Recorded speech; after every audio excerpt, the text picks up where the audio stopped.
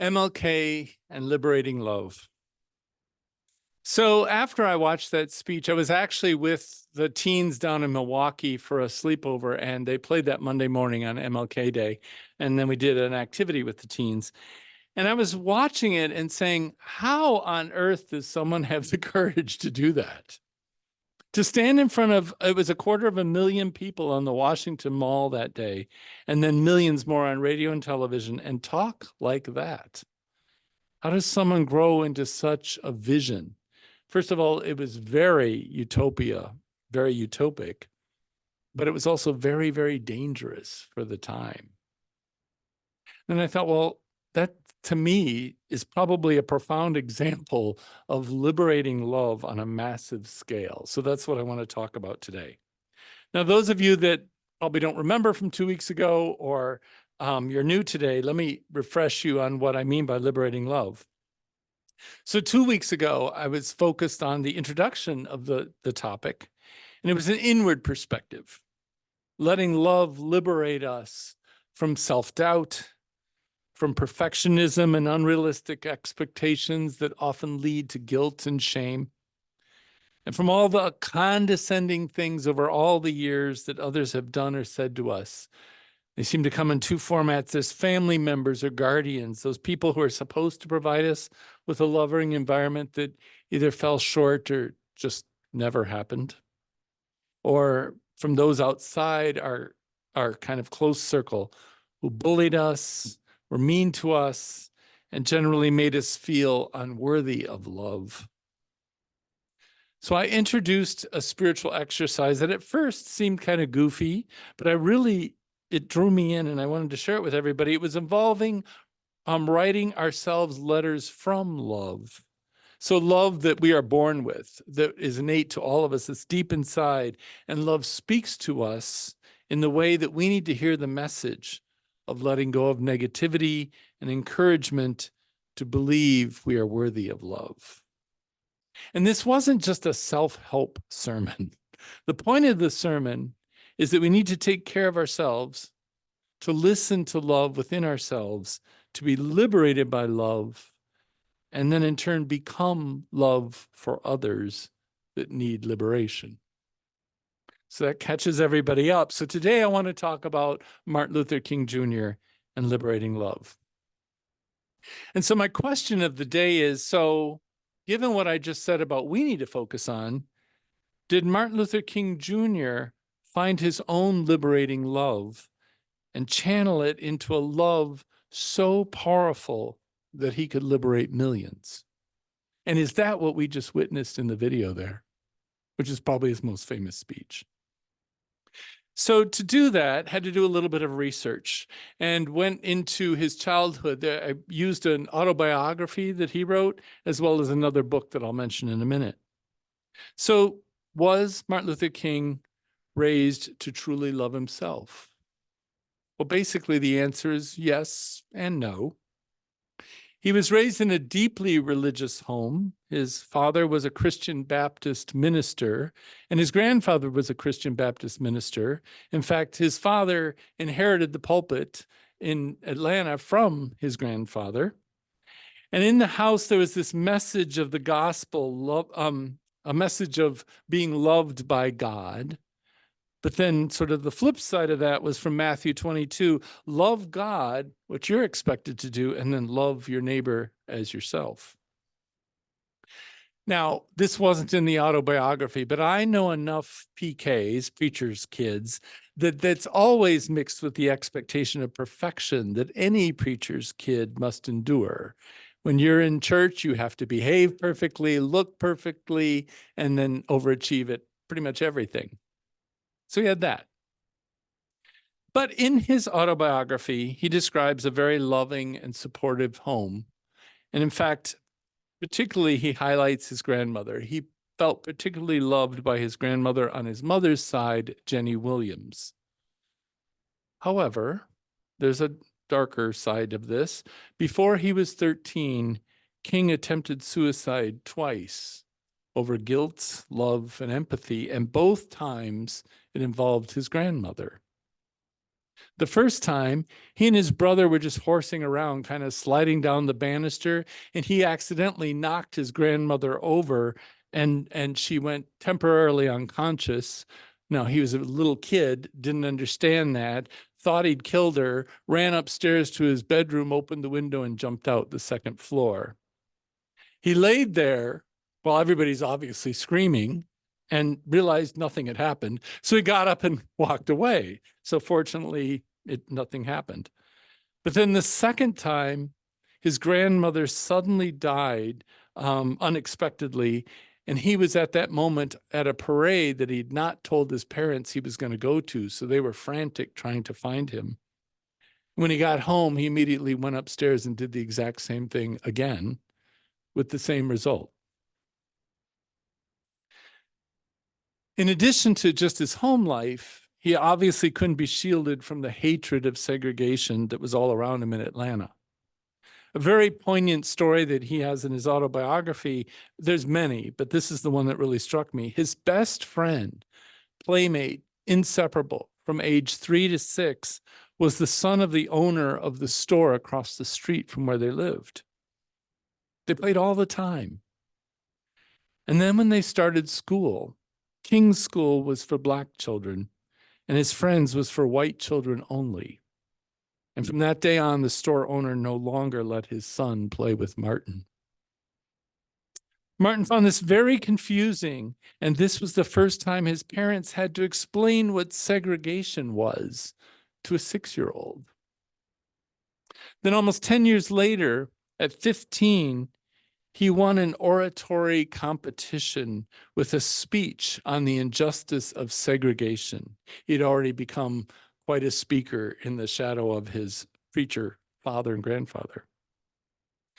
Well, the competition was held in a city 90 miles away.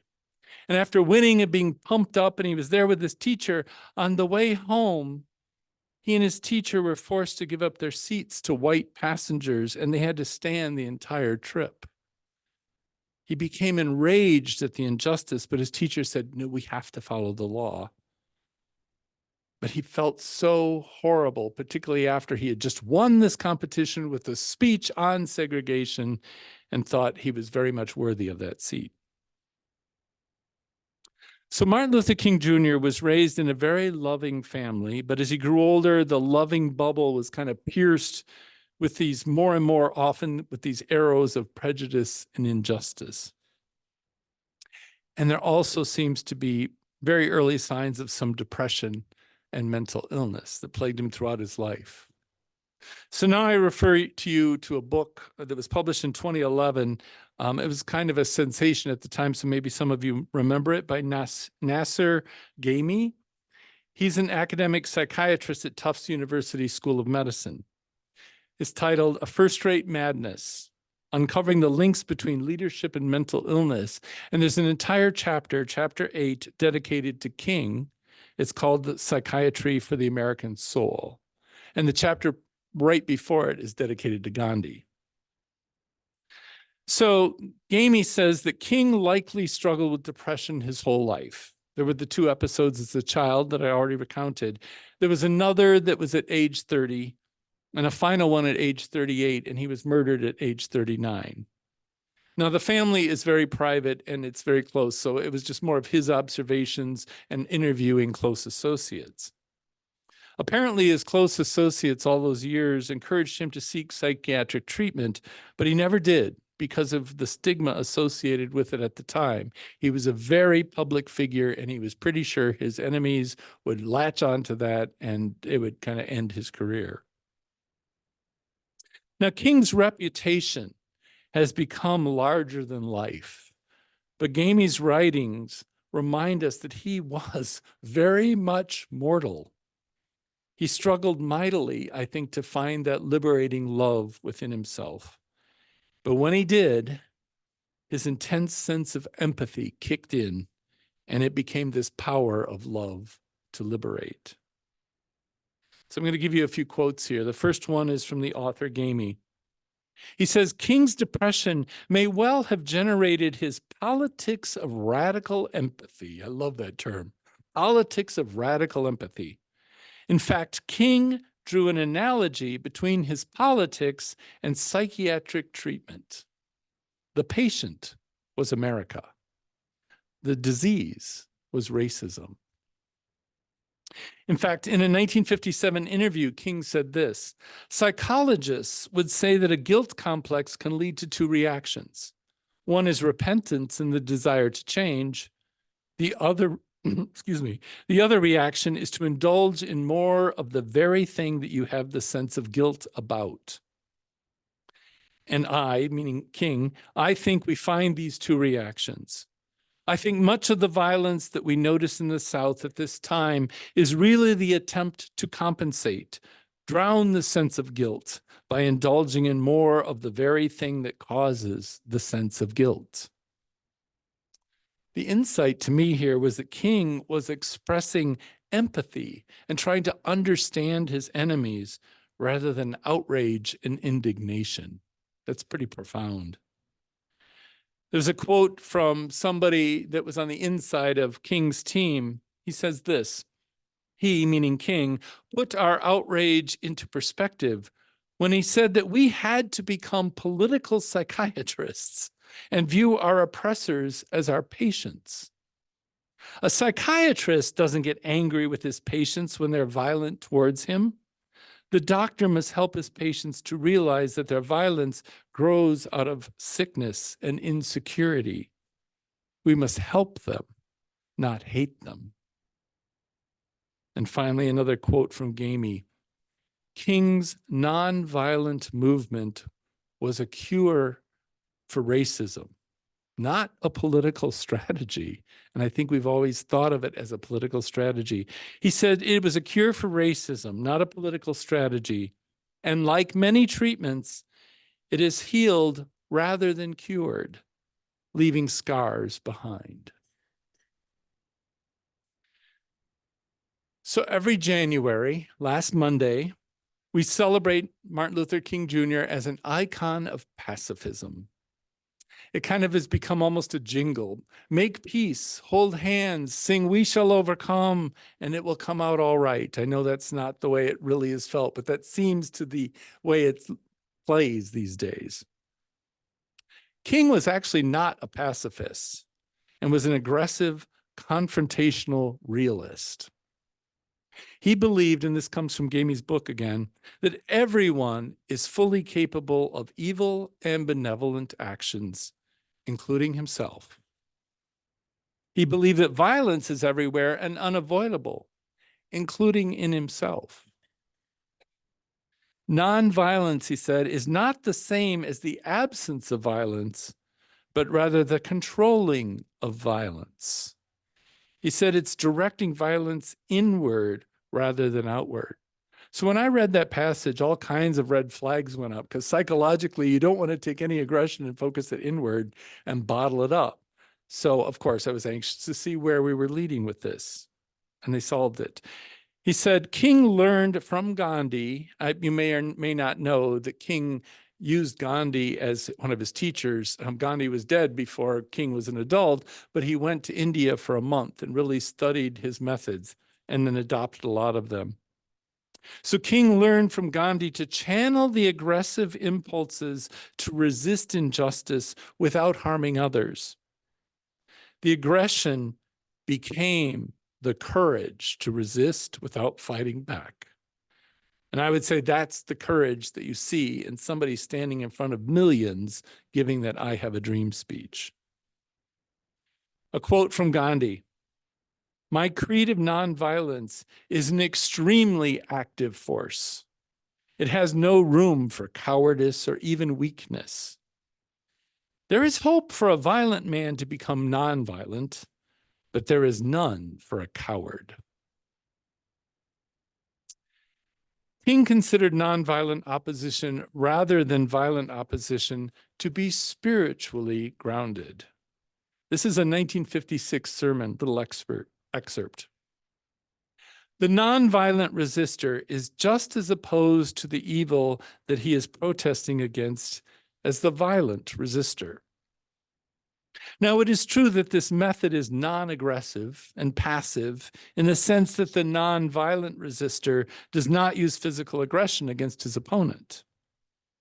But at the same time, the mind and the emotions are active, actively trying to persuade the opponent to change his ways and to convince him that he is mistaken and to lift him to a higher level of existence. I'm going to repeat that. Actively trying to persuade the opponent to change his ways and to convince him that he is mistaken and to lift him, the opponent, to a higher level of existence. This is still part of the quote. This method is non-aggressive physically, but it is aggressive spiritually. So back to my question of the day. Did Martin Luther King Jr. find his own liberating love and channel it into a love so powerful that it could liberate millions? And is that what we witnessed in the video? I'd say a resounding yes. Using Gandhi's philosophy and example, I think King dug deep to channel his sometimes fragile internal love into a passionate, aggressive, and spiritually liberating love for both the oppressed and the oppressors. He was amazingly successful at converting his followers and keeping them in line and creating positive change during his very short life. So, we have entered a period of profound change with the potential for unparalleled turmoil. Americans haven't experienced this level of divisiveness, big difference. Americans haven't experienced this level of divisiveness and political violence since the Civil War and the protests of the 1960s and 70s. So what can we take away in 2024 from King's example of liberating love to help us? I think the message is actually quite simple and straightforward, yet the insights and implications are quite complex and challenging. I would say liberating love isn't for the weak of heart. It's all in. Look deep inside and believe what love is telling us. We are more than enough. And we will have moments of doubt, like King did, but trust what our inner love is telling us. Then we need to look around. Where is love missing in our daily lives? Most importantly, who is hurting and fearful of all this change? And who is reacting violently because of their fear? I think the response is, can we develop our own politics of radical empathy? And I say we because we're all in this, but it's really an individual thing. How do you get your head wrapped around your own politic of radical empathy? Instead of responding to the verbal or even physical violence that we've seen in recent years, and we're going to have more of it, with the same, is there a nonviolent approach to this? Can we channel our anger into an aggressive nonviolent approach, a spiritual approach? I think the MLK example of I Have a Dream speech is his call to liberate ourselves and leverage it to liberate the world. Reverend Dr. Martin Luther King Jr. was fully human, with doubts, indiscretions, and guilt, yet he pushed through it. He listened to his internal love voice and transformed it into a liberating voice. I hope that may we find and live into our liberating love and help change just our little corner of the world as well. Amen and Ashe. Let's have a moment of silence.